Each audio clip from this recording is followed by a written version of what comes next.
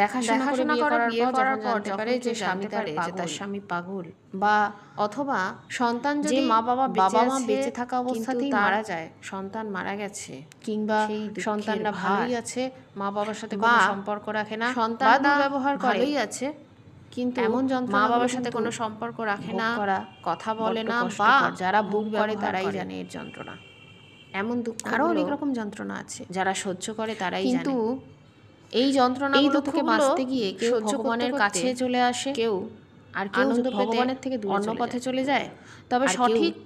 ধর্মের আনন্দ ধর্মের ভগবানকে পুজো করা ছেড়ে দেয়। সঠিক বই যদি পড়া যায়, সঠিক তথ্য যদি জানা যায়, সৎসঙ্গ যদি করা যায়, তবে আনন্দে এই যন্ত্রণাগুলো আর যন্ত্রণাতেই থাকবে না। এই সঠিক কারণ কিন্তু জানা যায়, ধর্মের সঠিক সন্ধান যদি পায়, সঠিক যদি তথ্য জানতে পারে, সেরকম যদি কালো কর্মই করেছিল দেখা হয়, সঙ্গ লাভ হয়, সৎসঙ্গ প্রারব্ধ, তবে জানতে পারবে